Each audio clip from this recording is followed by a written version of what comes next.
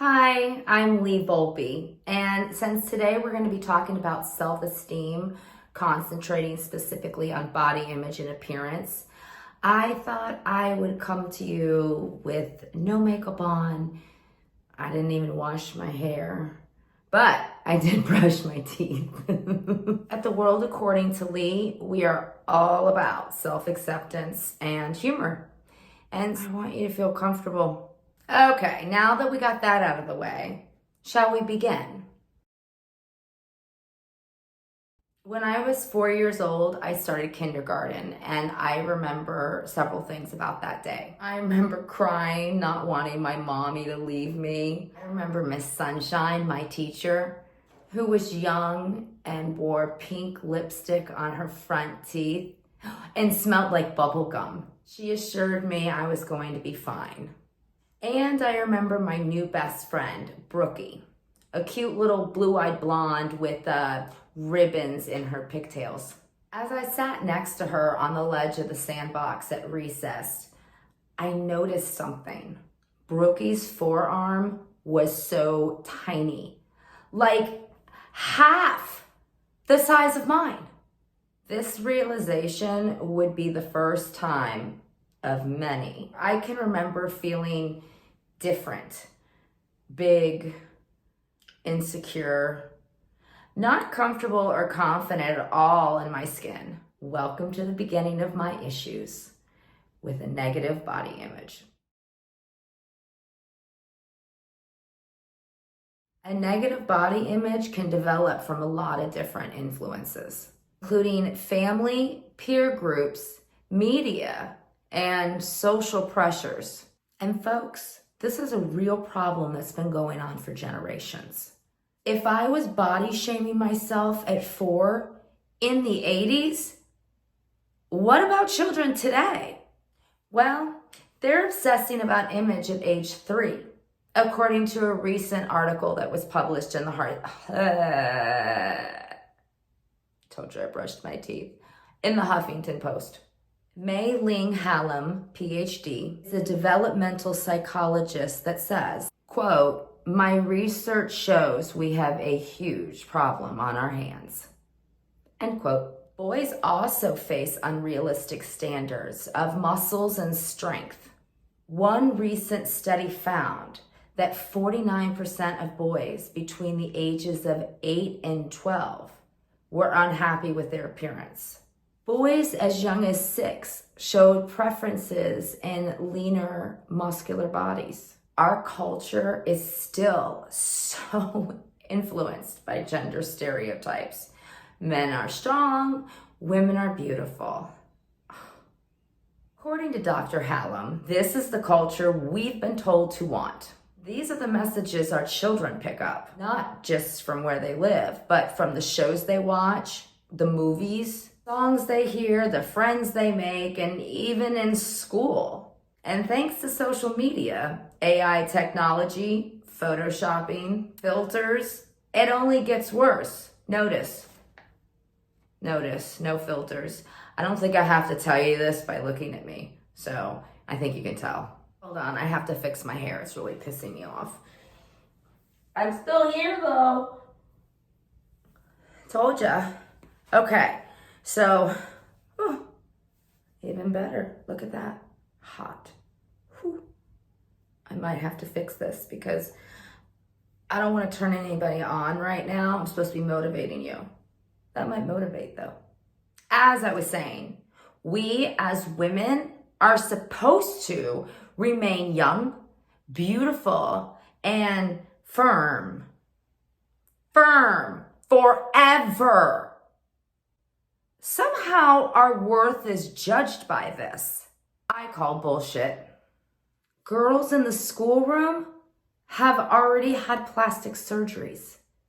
We're doing some maintenance work in our 20s, and in our 30s and 40s, we're becoming Botox beauties, starting over from scratch in our 50s, and God knows what's after that. It is our responsibility to do whatever we can to foster healthier values and provide more diverse images and ideas of what it means to be a woman, a man, a human being. What's your BMI, body mass index? My doctor asked. I told him my weight and he responded with, well, you're obese. According to your BMI, I'm obese? I wear a size 2 for Christ's sakes. As his belly stretched his shirt taut and it jiggled when he talked, kind of like Santa, but not. No. I wanted to ask him what his BMI was, which I have now renamed Bite Me, Idiot. No matter your age or sex, if you have a low self-esteem, we need to change that. Let's start with acceptance and a realistic self-talk. Every time you look at yourself in the mirror, find at least one thing, just one thing that you like about your appearance. No self-shaming, and you stand there until you find it. It may be your hair that day, not mine, not today. The way you can see the muscle in your arm when you flex, not me either. Then accept the things you cannot change, like freckles, which, are trending and people are having tattooed on their faces now. Or what about your big ears that stick out? Of course you could have plastic surgery, but they're your dad's ears and they remind you of him. Be happy with what makes you uniquely you without changing to look like everybody else. Realize that no one is perfect and see your body the way it is instead of how you think it should look. I've put on some weight in the last few years. And there was a time it would have stopped me from socializing, stopped me from living my life, just stopped and controlled me. Well, I've been through a lot of therapy and a lot of life lessons to not give a shit anymore, at least as much of a shit. I am human, living in this appearance-focused world. I mean, what am I to do? I can embrace my Kardashian ass and move on. By the way, I do recommend talking to a professional if you should need more help. No good comes from a low self-esteem. Every choice we make in life is dependent on our self-confidence and self-worth. Don't point out your insecurities. I can remember my mom saying when she was a child, overweight, insecure, she started calling herself Helen the Watermelon. She pointed out her insecurity, what she thought was flawed with her, before anyone even noticed that she was. Well, what do you think happened? The name stuck. And all through grade school, she was called Helen the Watermelon. My poor mom. Besides not pointing out things in your appearance that you're unhappy with, try accepting compliments instead. I know it can be hard sometimes to accept, but do, and do so graciously. Just say thank you instead of, oh no, I look fat, I'm PMSing. There is more to your body than looks, so concentrate on what your body can do instead. Celebrate the positive qualities, skills and interests you have as a person, rather than focusing on appearance-related qualities. Challenge yourself. Play a sport, exercise, nurse a wounded soul back to life, happiness, whatever. Do things that you're good at and forget the stuff that you're not. Listen, I am never going to be good at math, and that's okay. I have a tip card. Treat yourself as someone you love, and then love yourself. In the end, we all end up looking like a Picasso painting anyways.